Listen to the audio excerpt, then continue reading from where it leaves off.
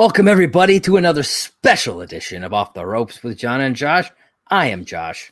I'm that guy that's often imitated but never duplicated. I'm Jay. That's true. And today, we're here with another retro match review. That's right. Oh, yeah.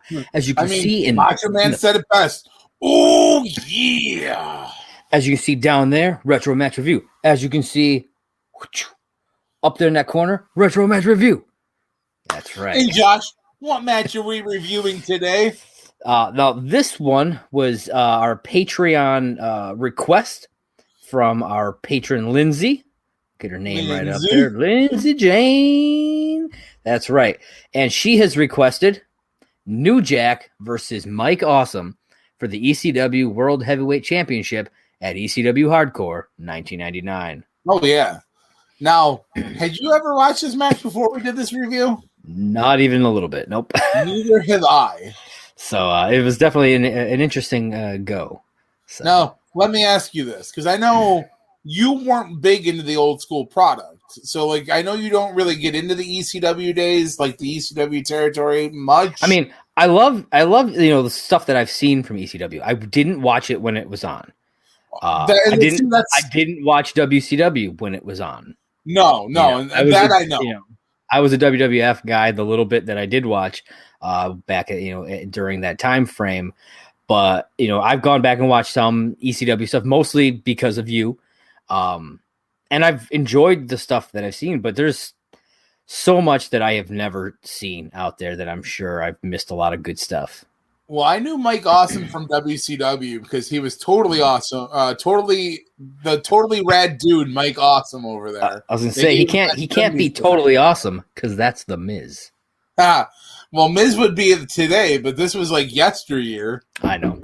And he was like, honestly, dude. You know what I find funny about it though? You got Mike Awesome, and you got Miz, who's totally awesome, and his real name is Mike. That is true. Just saying, guys. Funny. That is kind of funny. Yeah. So I mean, I at least had a little bit of a knowledge of Mike Awesome. Okay. I know New Jack is fucking crazy, but do you know any of New Jack's stuff? I mean, honestly, other than the Weezer song for El Scorcho, that's really all the New Jack that I know. And I even found watching grunge leg drop New Jack through a press table, and I even found an image to go with it. Yeah. If I get rid of the banner, you can see New Jack there at the bottom getting leg dropped by grunge. It's pretty sweet, I gotta say. It's funny because like I've listened to that song so many times. I have never thought to look to see what this match was that they were talking about. But I did a quick Google search and boom, there I found the image right away from it. I was gonna say, and New Jack, I know he's fucking crazy, but it's funny because Public Enemy's famous for tables, so it doesn't shock me that they would have put him through a table. Yeah. So right here, this is the match that we're going to be talking about. Yes. Hardcore 1999, New Jack versus Mike Awesome. Look at this, man. I love that old ECW logo. I miss it. It's funny that you mentioned that because in my notes, when I saw that ECW logo, the first thing that came to mind is that C looks awfully familiar. I hope it does. Because when we were watching it, it popped up, and I was like, yeah, there's our C right there. Well, for those of you who are unaware. Like, why the fuck does that C look so familiar? Like, I've seen that C before. But then I'm like, oh, yeah, that's right. Josh took that for the CVW. That's right. I totally did. It was the ECWC. It was a W made from a 2x4 with two trash cans. The B was the 2x4 and the two trash cans. The B. That's what I said. The B. No, you said the W. Oh, sorry. Yeah. The W was just like I Google searched W. Yeah. It was the only thing that we didn't technically steal from something else. Yeah, well, no, I mean, I made the B technically. I image of a 2x4, an image of a trash can, and I photoshopped them together and made them black and white. That's true. Josh made some awesome shit back in the day. He also made the. Dude, I tell you what, I kind of wish I had the skills now, that I have had the skills that I have right now back then, because all the logos and posters and things that we did back then would be so much better. Maybe you should just go back and recreate. I've thought about just kind of going and taking our old posters and just making new ones to see what I could do and make them look better. I think that would be an interesting. I've thought about it. Since we're talking retro matches anyway, might as well talk about the CW shit while we're in here. Yeah, we were our retro ECW. True, we were. We did have our very own Hardcore Heavyweight Championship. So. We did, which you also created the main plate for that. That's true. Which was it was a skull and crossbones, but the crossbones were kendo sticks.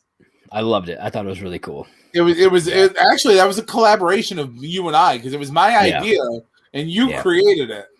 Yeah, I wanted to get like barbed wire wrapped around it, but I didn't know how at the time. Now you'd be able to create that shit. Yeah, I think I could do it now, but I might give it a crack. Maybe we'll see. Oh, great! Now you're gonna ruin our championship. All right, everybody, are you excited? Because I'm excited to talk about this match. So when this match started, and we were asked to review this match, I wasn't under the understanding that this was a title match. So that added a whole new layer to this match that I was excited for already.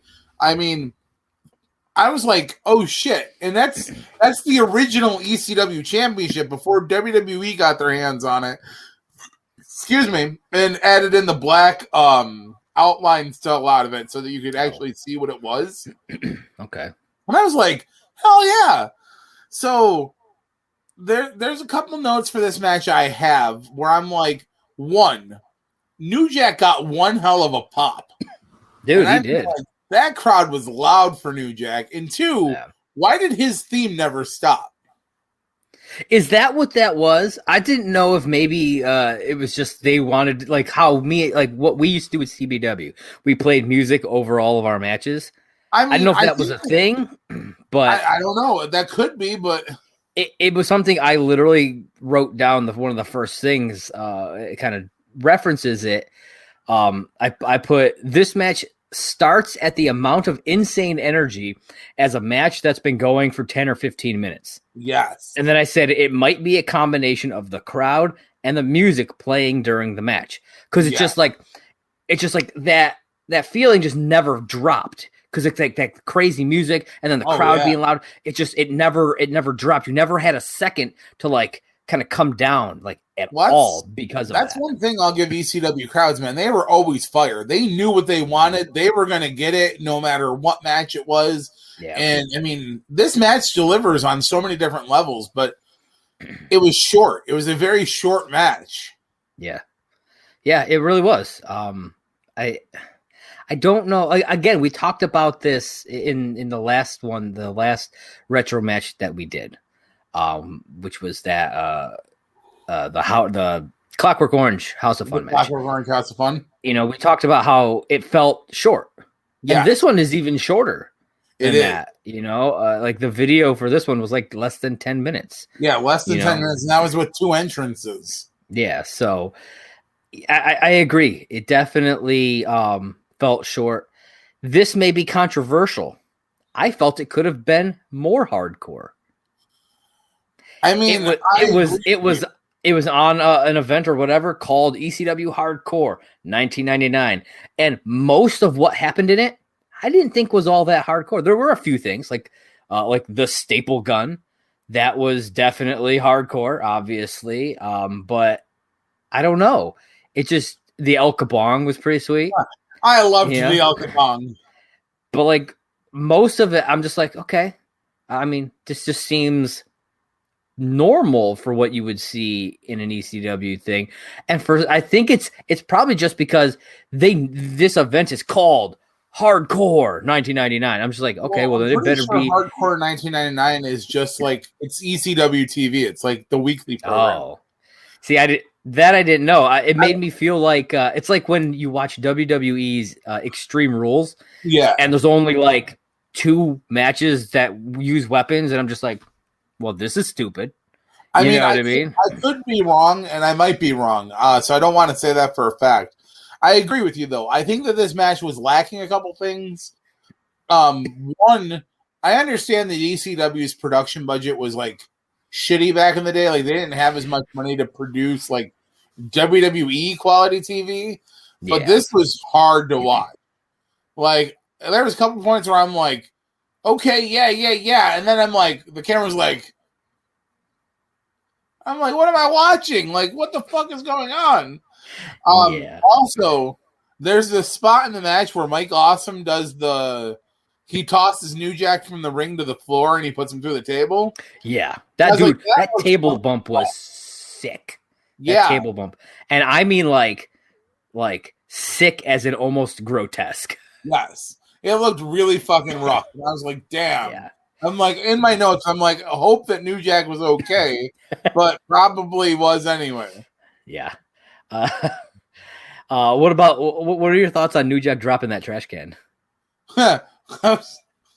He dropped it, and I was like, rookie mistake. Dude, man, like, come on. You don't do that. What'd you do, man? No, and like, you could tell Mike Awesome was like, fuck, now what do we do? Like, I got to do something might as well throw a weapon. Might as well. I mean, it reminded me of fucking, what was it? Was it during Vengeance Day where the fucking table collapsed? Yeah. Tony Storm was clear. It's like one of those things where it's like something happens and then you're just like, oh, fuck. Now what? Now what do I do? Well, shit. There goes that moment. Yep. But I got to say this. Mike Awesome, killer frog splash. Oh my God, yeah. Dude. For a big man, he really pulls that move off. That dude is huge. I think they said 6'6" and almost 300 pounds, like 290 something. I'm like, God damn, that fucking frog splash was like top tier. Treat yourself one of these times and go on the network and just pull up some Mike Awesome stuff, like from when he was in WCW. I definitely will. Yeah. Or ECW. But he's a good worker for being a bigger guy. Like, he's a good worker overall. Yeah. I mean, I enjoyed what I saw from him. So, I mean, I'm going to say this match probably wasn't the best showcase for both of them. Not, but it was what it was. Yeah, but it had some good stuff. I just like you have said multiple times, it seemed a little lacking in places. Yes. So, yeah. And Mike Awesome picks up the win, retains his title. So, yes, he does. Yeah. Goes up against some dude I had never heard of before. Yeah, I have no idea. But now, overall, if you were going to rate this match, where would you rate this match? Man, I mean, I do like a lot of what they did. I think maybe a 3. I could see a 3. I can agree with a 3. 5. Yeah, 3 out of 5 boots. I think is 3 where out I'm of going. 5 boots. Boots, sucker. Yeah. I'll be honest, I was contemplating a 2.5, but I'm like, I don't think it was quite that bad or anything. No. It was still an enjoyable match, but it was, and there was enough lacking to where I was like, I think it's going to sit at a 3 for me. I could see that. Yeah, I mean, it's still a good watch overall, but yeah. I mean, it is a retro match review. That's true. It's definitely a retro match review. So, John, where can everybody find you on the interwebs? Just in case you are looking for me, you can find me here at Simply Saying J1 on Twitter. You can also find me on Facebook at John Made. Not a hard person to find. I'm pretty much relevantly like there. You need me, I'm available. But Josh, where can the people find you? Well, you. Yeah, you can find me on Twitter at JP Raynor. That's JPRAYNOR.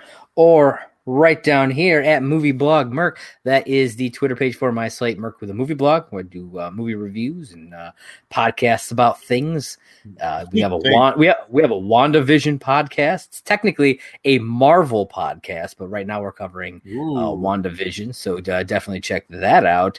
But yeah, and you can go over to mercwithmovieblog.com. You can also find me at DC Comics News, doing all kinds of stuff over there, dccomicsnews.com, at DC Comics News on all the social medias.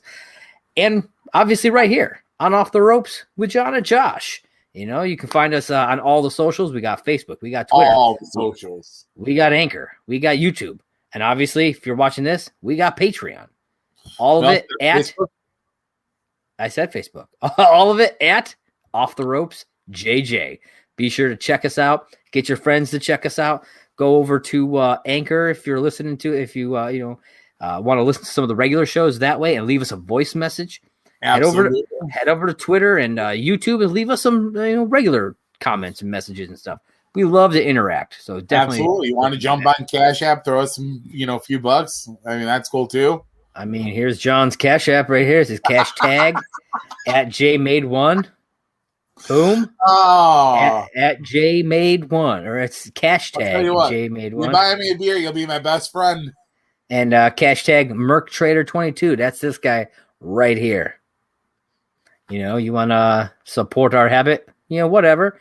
Honestly, if you just want to see something like a random video of something and it's not included in the Patreon, just reach out to us, Yeah, I always try to tell people too. Like if there's something you don't see on the Patreon listing that you want, let us know, because we will work with you and we will give you the content that you, the people, deserve. That's right. And so that about wraps up everything for this episode of Retro Match Review. Review. That's right. This has been Off the Ropes with John and Josh. I am Josh. Still John. And we are down for the count. Catch you guys on the flippity flop.